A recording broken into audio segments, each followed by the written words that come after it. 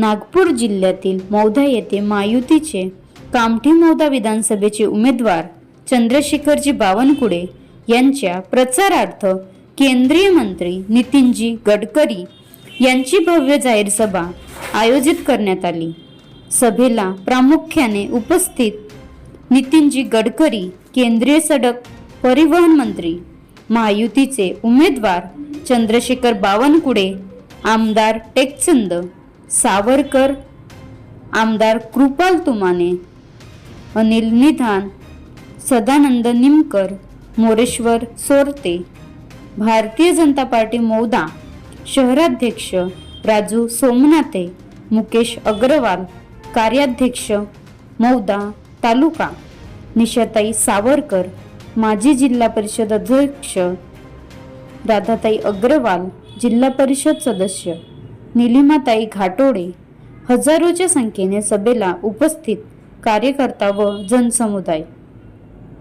छबीलाल गिरीपुंजे, राज्य प्रतिनिधी, नागपूर। या गडकरी साहेबांचं स्वागत या ठिकाणी मौदा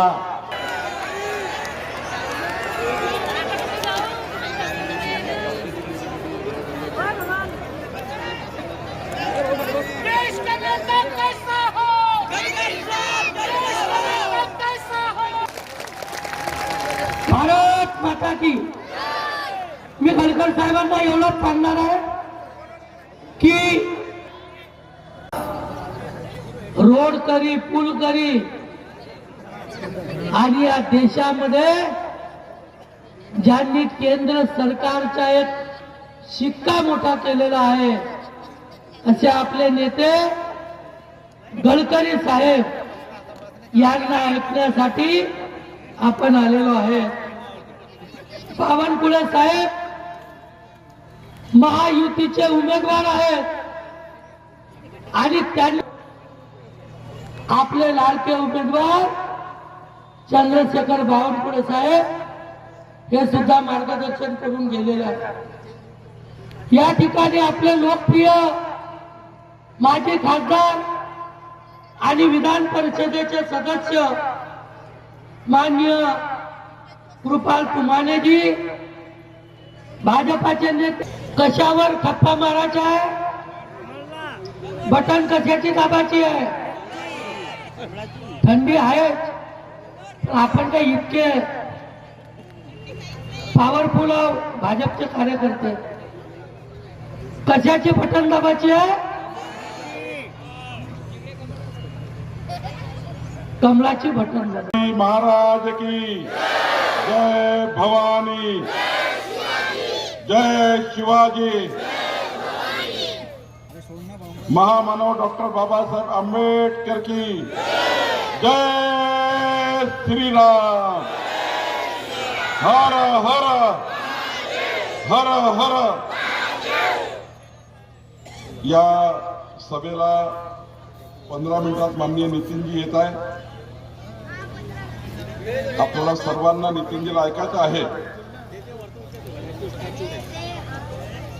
बंधू भगिनींनो, या सभेला उपस्थित आपल्या शिवसेनेचे नेते आणि या भागाचे माजी खासदार आणि आता आपल्या भागाचे लोकप्रिय आमदार टेकचंद सावरकरजी आणि निदानजी, सदानंद निमकरजी, माननीय आपल्या वहिनी निशाताई सावरकरजी, संध्याताई अग्रवालजी, माननीय आपल्या पक्षाचे अध्यक्ष तालू तिजारेजी, आपल्या शहराचे अध्यक्ष मोरेश्वर सोरतेजी, माननीय आपल्या शिवसेनेचे नेते शुभम नवलेजी, आपले कैलाश बरबटे, कैलाश बरबटे, भारतीताई सोमनाथे, नरेशजी मोडगरे, आशिषजी पाटील, नितेशजी वांगे, Vishnuji Thaware.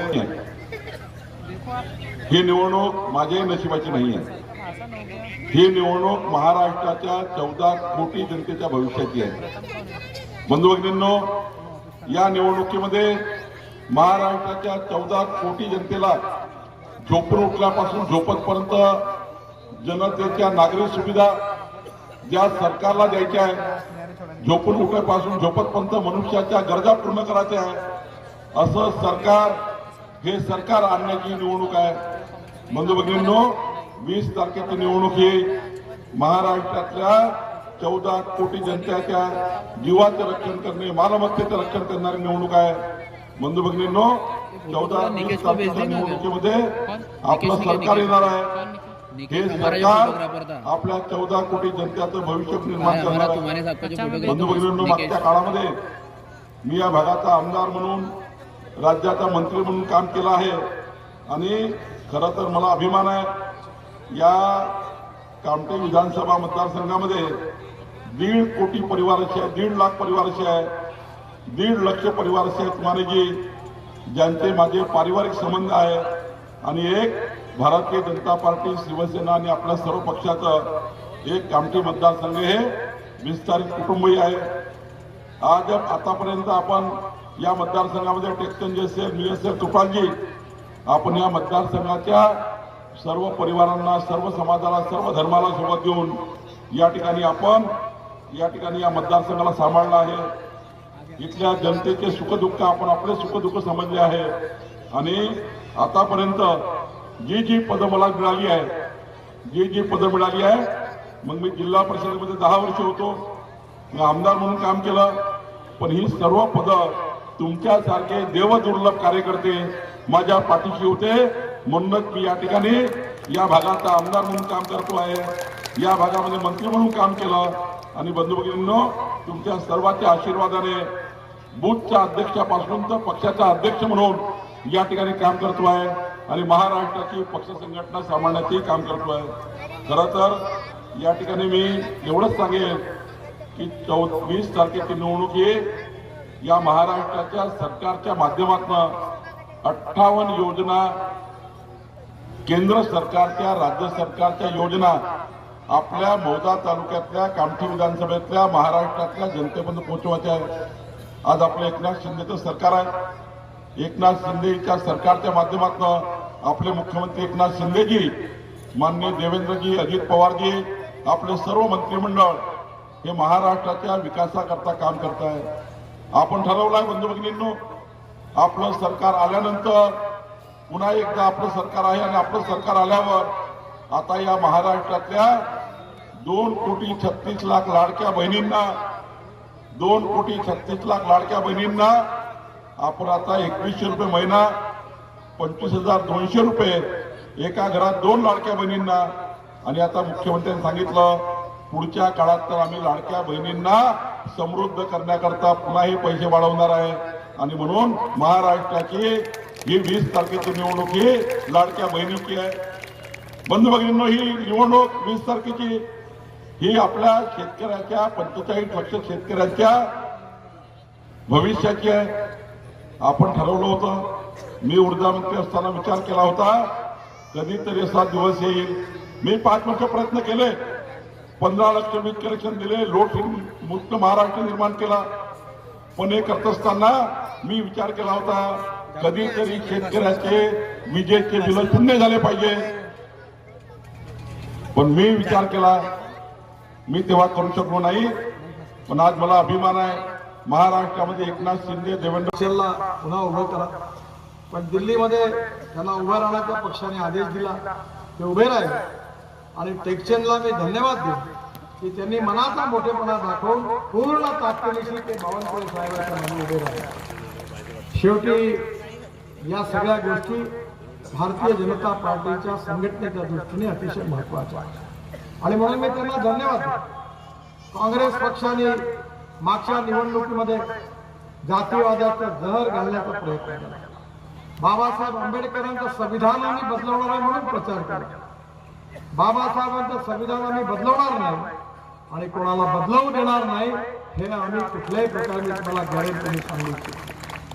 Supreme कोर्टाचे chief justice आणि 10 न्यायमूर्तींच्या नेतृत्वाखाली खंडपीठासमोर केशवानंद भारती केस चालली आणि त्या केस मी स्वतः लॉ ग्रॅज्युएट आहे. त्यावेळी सुप्रीम कोर्टाने हा निर्णय दिला की घटनेचे मूलभूत तत्व जे आहेत, silent features of the constitution cannot be change. आणि त्यामुळे कोणते सायलेंट फीचर्स आहेत, मूलभूत तत्व आहे, लोकतंत्र, समाजवाद, धर्मनिरपेक्षता, fundamental right, freedom of speech, आणि हे बदलू शकत नाही. अशा प्रकारचा निर्णय सुप्रीम कोर्टाने दिलेला आहे. त्यामुळे घटना बदलण्याचा प्रश्न उद्भवतो. पण ज्या बाकी 3 चॅप्टर आहेत त्यामध्ये जे ऍक्ट आहे ते मात्र 2/3 मेजॉरिटीने पार्लमेंट. बनवा व्हिडिओ, पाठवा व्हिडिओ. आम्ही तुमच्या न्याय व हक्कासाठी लढा देऊ. ताज्या बातम्या व घडामोडींसाठी पाहत राहा फक्त महाराष्ट्र लाईव्ह न्यूज. आजच आमच्या चॅनलला सबस्क्राईब करा, शेअर करा, कमेंट करा आणि हो, बेल आयकॉन दबायला विसरू नका. जय महाराष्ट्र.